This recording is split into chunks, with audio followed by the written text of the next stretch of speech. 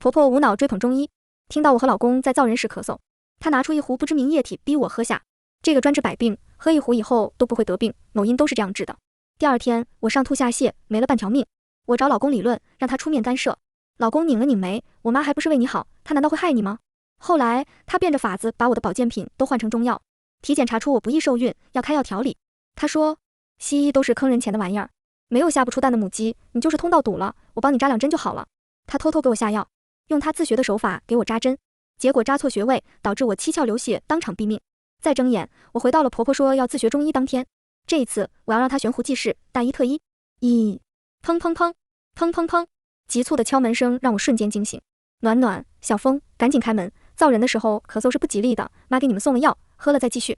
恶魔般的声音从耳边传来，我全身的血液冰凉，心脏狂跳。老公不情不愿地穿了衣服去开门。上一世婆婆在某音自学中医，她听到我们在恩爱，端来了自制的神药让我们助兴，结果我又拉又吐，错失了和大客户见面的机会，晋升无望，还没了半条命。我气得发疯，找老公理论，他却一直轻飘飘地说，我妈只是好心，是你体质差，吸收不了。婆婆也保证不会再拿我们当药人，可没想到她却偷偷把我的保健品都换成了她的自制中药。体检时我查出体虚，很难受孕，她又给我下药，用自学的针灸替我扎针。我吓得不轻，恳求老公救救我，可是老公却说，老婆，听妈的，为了咱们能有个小棉袄，你忍忍。婆婆也嘟囔着，你就是被西医洗了脑，我这针灸是老祖宗传下来的东西，有用着呢。我被下了药，没有抵抗的力气，只能眼睁睁地看着他往不对的穴位扎针。在我死了以后，李峰把我伪装成意外，爸妈伤心欲绝，他几度自杀，换取了我爸妈的信任。最后他拿走我家里所有资产，气得我爸妈心梗离世。听到我爸妈的死讯，他那得意洋洋的笑容还在眼前，我抑制不住的打颤，思绪回笼。我一脸镇定地接过婆婆递过来的神药，以迅雷不及掩耳灌进了老公嘴里。老公，妈的良苦用心，你可要多喝点，才能生个大胖小子。重活一世，我要让婆婆悬壶济世，造福人类。李峰猝不及防地猛喝了一大口，我心中冷笑，又猛地灌了好几口，确保他喝下比我上一世还多的分量。李峰急促地咳嗽着，脸上血色全无。婆婆的脸色惨白，急忙拉住我，暖暖，你这是干什么？快住手，这喝了会出事的。我一脸震惊，妈，这不是你说的神药吗？他结结巴巴的解释，是啊，但是这是女人喝的，你给李峰喝了，这不得出事吗？我一脸感激，妈，真难为你了，一直为我考虑，不过我听说中医是不分男女的，都一样。老公，妈都是为了我们好，你多喝点。李峰呛得一句话也说不出，把我递过去的神药都砸在了地上。我装作生气，你怎么能这样辜负妈的好意？李峰，我对你太失望了。婆婆欲言又止，妈，别理他。说完，我抱着枕头气冲冲地走了出去。当天晚上，李峰又拉又吐，整个人活脱脱瘦了一大圈。第二天一早，他站都站不稳了，顶着个黑眼圈要去医院。我拽住他呵斥道，不准去，妈说了，西医都是为了骗钱，让妈给你看看。婆婆硬着头皮给老公把脉，老公一张嘴就要吐，根本出不了家门。我勾了勾唇，借口要出差2天，快步拎着包去咖啡厅赴大客户的约。有了上一世的经验，这次的见面很顺利，客户很高兴，当场就和我签下了合同。做完这一切，我快马加鞭回到了爸妈家，看到他们健康平安，我眼泪抑制不住地砸在地上，抱着爸妈久久无言。爸妈吓坏了，问我是不是被欺负了。我摇了摇头，只说想他们了。我爸妈揉了揉我的头发，暖暖，都嫁人了，还像个小孩子。确定他们安然无恙，我心里的石头才算彻底落下。按照前世的记忆，今天下午我的体检报告就会出来。我勾了勾唇，想到接下来要做的事，就忍不住想笑。回到家，婆婆愁眉苦脸地站在厨房，手机里跳出李峰的信息，让我给他带饭。原来李峰被拦着不让去医院，病情加重了，现在在医院挂着水。我主动走了进去，长叹一口气。婆婆看到我，眼神里一闪而过的恨意。我主动握着她的手，红着眼眶，妈，我有件事想要跟你说。她拧了拧眉，问我怎么了。我摸了摸自己的肚子，眼泪啪嗒啪嗒砸在地上。眼看着和李峰都结婚2年了，我的肚子却迟迟没有动静。上次体检，我让李峰也查了查，医院说我身体没问题，但是李峰的输精管堵塞了。我擦了擦眼泪，妈，输精管堵了，孩子就要不上了，你说这可怎么办啊？婆婆脸色瞬间沉了下来，眼睛滴溜溜转。我轻轻地开口，听说中医里面有种治疗手法叫针灸，也不知道有没有用。婆婆瞬间眼前一亮，针灸，那毕竟是国学，肯定是有用的。我这就去某音看看该怎么做。我一脸感激，妈，要是没有你，我们家可怎么办啊？3，婆婆上一世的执念就是要孙子，听到李峰出了问题，她是绝不能接受的。既然李峰说他妈是神医，那我倒要看看轮到他被医治的时候，他还笑不笑得出来。当天下午，李峰出院了，脸上血色全无，走路都需要人搀扶。看到婆婆，她咬牙切齿地瞪了一眼，你别碰我。婆婆瞬间红了眼眶，我急忙拉着她安抚，妈，李峰就是身体不舒服，乱说话，他肯定会懂你的良苦用心的。扭过头，我责怪李峰，老婆，妈都是为了我们好，她是咱妈，难道还能害我们吗？婆婆眼神里的光闪了闪，转头就进了房间里捣鼓她的针灸之术。李峰抿着唇不吭声了，上次那神药让他整个人都没了精气神，这些天送的补汤里面，婆婆又放了他特调的药汤，身体更是亏损的厉害，身体总是好不起来，她要求去医院复查。婆婆不高兴了，我又挽着她的手，老公，恢复元气也需要时间，咱们上年纪，恢复更慢了，你再休养几天看看情况。第二天晚上，她神秘兮兮的往李峰的药里倒了她自制的安眠药，又笑眯眯的端着一碗补药给我，说给我补补身体。我笑着接过，一饮而尽。房间里，李峰浑浑噩噩，挣扎着要起来，却重重摔在地上。婆婆着急忙慌的进去，哎呦喂，我的儿，你别乱动呀！趁着她没注意，我小心翼翼吐进了下水道。我装作若无其事的出门，留给她足够的针灸时间。这一世没有李峰的干扰，一切进展都很顺利。项目成功落地，我作为领头人得到了应有的奖励。拿到奖金时，我热泪盈眶。这一世，我终于摆脱了宿命，成功攀上了另一座高峰。连续针灸了2个疗程，李峰越来越嗜睡。我一脸担忧地问婆婆这是什么情况。婆婆得意洋洋，能有什么情况？那地方快通了，得耗费点精气神的。这2天是你的排卵期，你可要抓紧机会。我温顺地点了点头，一如既往地听她的话，喝着补药，扭头又倒了。李峰这些天被当成药人，整天都神志不清，连几句完整的话都说不出来。就在婆婆即将要再给我新的补药时，我脸色惨白，捂着嘴吭哧吭哧跑到了卫生间，哇啦一声吐了出来。婆婆急忙跟了进来，笑得合不拢嘴。哎呦喂，怀了！我扭过头一脸疑惑，妈，你说什么啊？她一脸得意，还能是什么？肯定是怀上了。我的脸顿时就红了。妈，能有那么什么？家里有验孕棒，我去试试。拿出一根杠的验孕棒，婆婆瞬间拧着眉，怎么可能？说完，她又拽过我的手，探着脉搏，脸色沉了下来。还真没有。我打断她，妈，会不会疗程没做完？效果不够好？婆婆瞬间惊醒，连连点头，肯定是。哎呦喂，就差一口气了。你刚才这反应，肯定是我大孙子在提醒我要赶紧治病了。都怪我前2次下手太轻了，我没想到这么有效，下次我真的得正经起来了。她又哼哧哼哧掏出针灸包，着急忙慌推开门回房间看教程。男人和女人的针灸不一样。我听到婆婆在看某音教程时，里面的专家说要针灸3个疗程才有效果。今天针灸完了，这2天就是我的排卵期，最好受孕。几分钟后，婆婆推门进了主卧，我也跟了进去。李峰这些天被她折腾得够呛，看到她脸色一沉。妈，你又想干什么？她冲李峰讨好一笑。儿子，你别用这种眼神看妈，妈现在做的这一切都是为了你好。我也语重心长地开口。是啊，老公，妈这次学中医还挺有效的，我身体都好了不少。你别这样跟妈说话，咱们家要是没有妈真不行。听了我的话，婆婆的头抬得更高了。她自信地从包里拿出那根又长又粗的针。李峰吓得不轻。妈，你想干嘛？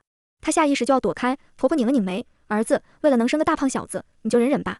说完，她端起旁边特制的补药，猛地灌进李峰嘴里。婆婆给我使了个眼色，让我出去找绳子。我听话点头。婆婆拿出针，得意洋洋地开口：儿子，等今天过后，你会感谢我的。李峰吓得身体抑制不住地发抖。妈，你冷静点，乱针灸会死人的。婆婆满不在乎。妈是老中医了，不就是针灸吗？妈知道分寸的。说完，她眼神里闪过兴奋，对着错误的穴位，没有任何犹豫扎了进去。我环抱着胸站在门口，看到李峰双眼瞪大，发出了杀猪般的惨叫。他脸上血色全无。婆婆眼疾手快，又拿起另一根针扎到了另一个错误的穴位。李峰拼尽全力挣扎。妈，婆婆皱着眉，猛地抓住她的一只手。儿子，你消停点，马上就好了。婆婆没有辜负我的期望，一口气扎了5、6个错误的穴位。李峰已经发不出一点声音了。婆婆停了下来，喃喃自语，还有一个穴位在哪里呢？疗程没写啊。我捂着嘴，吓得花容失色。妈，你看李峰他怎么了？婆婆顺着我的手指看过去，也吓了一跳。儿子，我的儿子，我明明扎对了，这是怎么回事？李峰的鼻子往外渗着血，这比我上一世少扎了2针，估计也没好到哪去。我吓坏了。妈，赶紧把人送医院吧。婆婆的脸瞬间冷了下来。不行，我就是医生，我不同意去看那些专坑钱的西医。说完，她呵斥着我，把我赶了出去。妈，你冷静点。我急忙挡着门，不让她关上。可是她动作太快，我被拦在了门外。房间里只剩下了她和李峰。李峰的一声惨叫让人鸡皮疙瘩都起来了。我不紧不慢地找到手机打了电话。李峰还是被送医了，他七窍流血，看上去格外瘆人。医院里，李峰还在抢救。医生接连下了2次病危通知书。后知后觉的婆婆哭得撕心裂肺，我也在旁边挤着眼泪。婆婆突然看着我，高八度的声音瞬间压了过来：都怪你这贱人，我儿子是你害的，你为什么不拦着我点？你想害死我儿子对不对？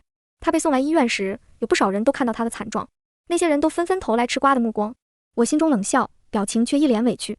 妈，是你非要用中医给他治病的，我拦过你啊，可是你不听，你还说你就是医生，不听这些坑人西医的话。路过的医生脸色一沉，快步离开。婆婆咬牙切齿地瞪着我，刚要说话，李峰就被推了出来。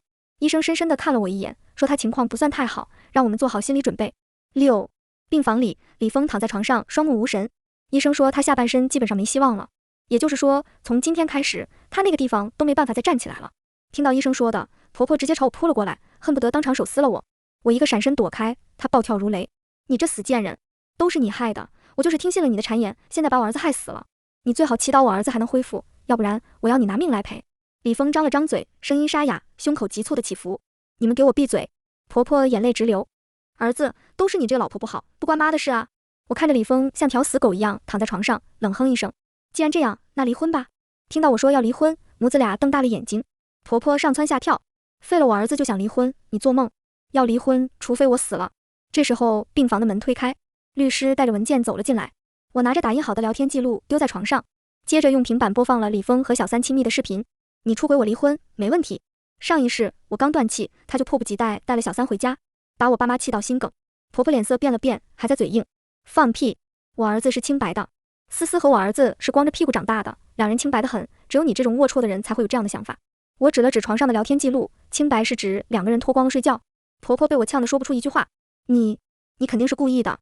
李峰说不出话，拼命想要起来。我摇头：“是你自己非要学中医，和我没有一点关系。我要离婚是因为他出轨，我不收垃圾。”婆婆气得不行，脸上横肉乱飞，抬起手想打我耳光。我用力甩开，她踉跄几步，摔了个狗吃屎。我只是来通知你们，我要离婚，有什么跟我的律师联系。李峰，你以后就不是男人了，总不想让全世界的人都知道吧？我冷哼一声，直接离开了医院。刚才医生和我说了李峰的具体情况，婆婆扎针的几个穴位都是最重要的。李峰要不是送来及时，必死无疑。现在下半身都属于瘫痪的状态，得知恢复的可能性很小，几乎为零。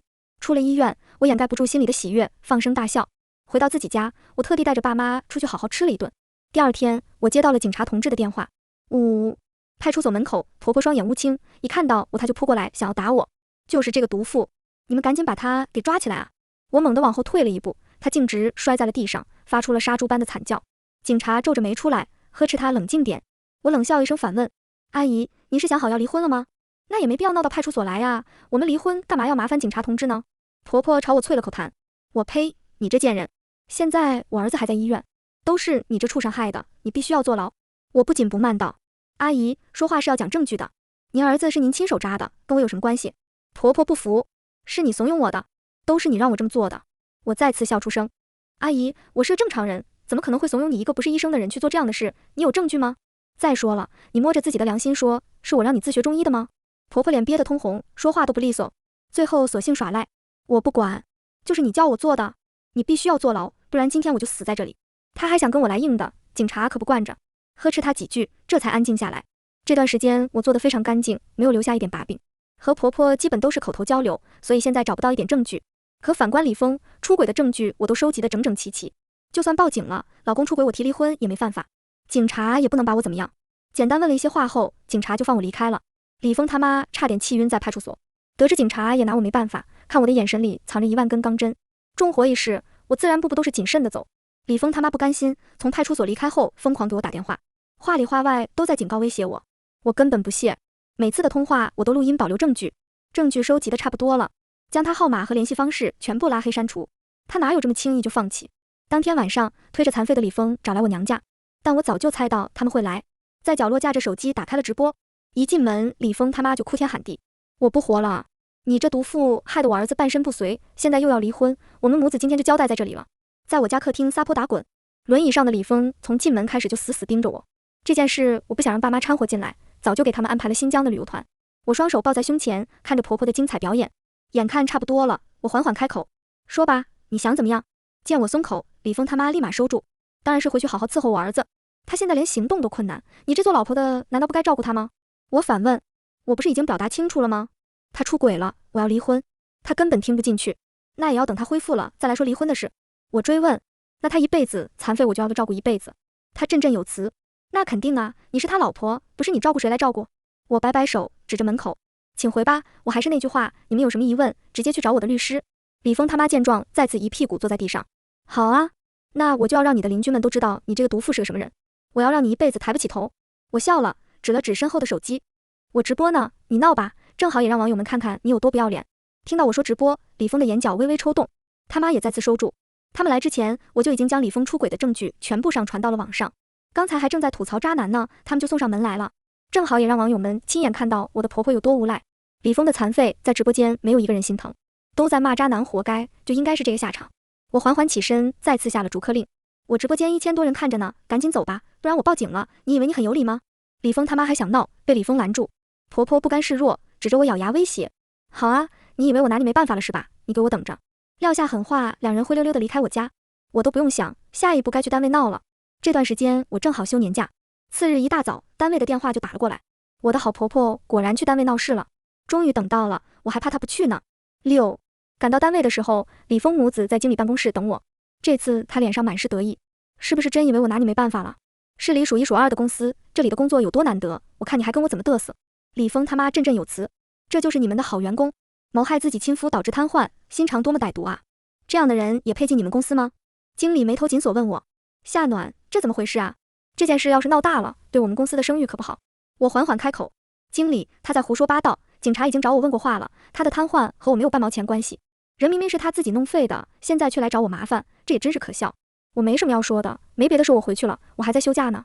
说完我转身就要走，经理脸色难看极了。婆婆看出端倪，立马拱火，看看他真是目中无人，经理让你走了吗？这样不服管教的人，你们公司留着他做什么？我冷哼一声，我们公司的人没有你想象中那么蠢，要是经理非要开除我，那我也没办法。经理是出了名的小心眼，整个公司无人不知，得罪了他，我基本可以告别这份工作了。但我要的正是这个结果，现在只要静静等着被停职的消息就好。没想到先等来的是婆婆的电话，听她语气似乎已经将我拿捏住了。怎么样？我说了，我不会让你好过的，你们经理说了，3天内就会给我答复，我劝你还是识相点，留在我儿子身边伺候他到恢复正常，到时候你再净身出户，那你这份工作就还能保得住。等我把事情闹大了，后果会是怎么样的，你比我更清楚。我冷笑一声，语气淡淡道，哦，你请便。说完便挂断了电话。次日我就如愿收到了停职查看的电话，我不做任何的解释和反驳，果断接受了这个处理方式。接着毫不犹豫地买了张去新疆的机票，这会儿爸妈正在新疆呢，我正好赶过去跟他们团聚。根据前世的记忆，于塞斯那个组是我们另一个项目的甲方，他们的项目有隐藏的大雷，要是我还在公司，这个项目必定会落到我头上，到时候就是我背锅，不仅工作保不住，还会面临牢狱之灾。我勾了勾唇，还得感谢李峰他妈这个蠢蛋帮了我。我落地新疆，爸妈笑眯眯地迎上来，我们一起去了很多地方。前世因为工作，我根本抽不出时间好好陪伴他们，只有失去了才彻底醒悟，原来工作也没有那么重要。出来玩的第3天，我就接到了经理的电话，他声音焦急，夏雪，你快回来，这个项目我们搞不定。我听得想笑，当初让我停职，他可不是这个语气，以前这种项目都是我来做，也只有我最了解整个流程，可我现在正在新疆，赶回去根本来不及。经理咬牙切齿地挂了电话，但我没想到，经理电话刚挂断，我就接到了李峰的电话，他开口就是命令的语气，夏暖，于塞斯是我一个妹妹，她的项目出了问题，你不能见死不救，你现在立马回来把项目做完，我们之间的事可以先不追究。我冷冷一笑，哦，所以呢？离婚协议签字了吗？他气得不轻，话都说不清。我挂断了电话，没想到于塞斯居然主动打来了电话，他带着哭腔跟我道歉，暖暖姐，求求你救救我，这个项目我不知道会变成这样，我知道你肯定有能力挽回大局的，我不能没有这份工作，只要你愿意救我，我给你跪下磕头都可以。我语气放软，不是姐姐不想帮你，想必你也知道我的工作是谁搞丢的，再说我也真的没有骗你，我现在真的在新疆，临时赶回去根本来不及。我也郁闷啊，明明是我那婆婆作妖，非要自学中医，却把责任推给我，现在搞得我工作也丢了，我也很心痛。我相信你一定有办法解决这个危机的，不然这件事可能会闹大，还会坐牢。该转移的矛盾已经转移好了，接下来就该找谁算账就找谁吧。当晚，同事给我传来项目的最新消息，情况很糟，测试的时候东西直接炸伤了人，虽然及时送去了医院，但是很大概率要成植物人。我皱了皱眉，没想到这一世变成了这样，明明上一世只是泄露数据，背锅的人成了于塞斯，矛盾被我成功转移。于塞斯将矛头指向了李峰母子，同事还给我录了个视频，画面里于塞斯对着李峰拳打脚踢，都是你害得我成这样，去死吧，残废！李峰却像个舔狗一样，一句话都不敢说。看到视频我笑得合不拢嘴，在外人看来我也是个受害者，于塞斯当然也知道，自然是将所有的怒火全部发泄到李峰身上。我还加了把火，让律师去催离婚的事，再不签字我就要起诉离婚了。爸，李峰母子并不死心，房子是我掏钱买的，没有第一时间就把他们轰出家门，已经算是仁至义尽了。但现在他们却完全没有要从我房子搬走的意思。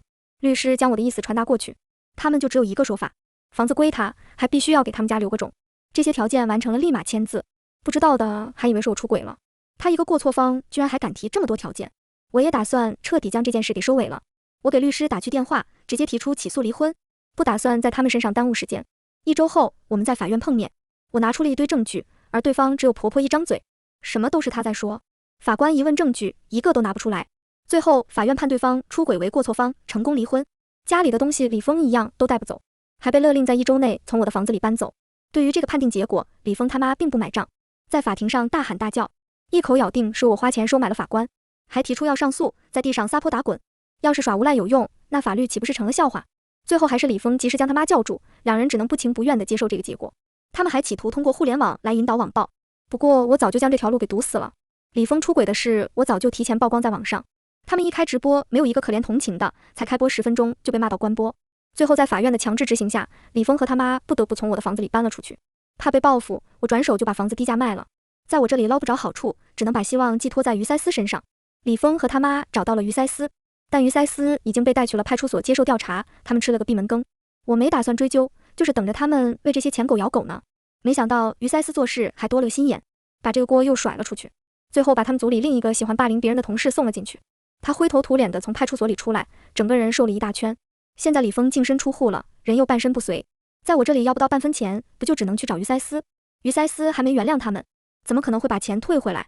于塞斯气得不轻，直接打了李峰和他妈一顿。反手李峰就把于塞斯告上了法庭，除了要求赔偿，还要求于塞斯把之前的钱都吐出来。不过这些基本属于自愿赠与，就算能要回来也没有太多。钱婆婆还提出同样的要求，不光要退钱，还要给他们家生个孩子，否则将会一直起诉。于塞斯再也忍不住，直接嘲讽李峰是个废人，说他根本没有这个功能了，完全是个废物。这下算是彻底激怒了李峰。再次得到消息是李峰被捕入狱，于塞斯没了工作，高额负债爆雷了，他还不上钱，像个过街老鼠一样东躲西藏。他把这笔账全部算到了李峰的头上。后来李峰假装低头，同意了赔偿，将于塞斯约到家里谈赔偿的事，结果却是一场阴谋。他们将于塞斯直接绑架带进了山里，警察找了大半个月才从山里将人救出。找到人的时候，于塞斯已经被折磨得不像人样，精神也不正常了。事后李峰全部甩锅到了他妈身上，说是他妈非要执着给家里留个后人。正常商量，于思思肯定不同意，这才想到了绑架这个办法。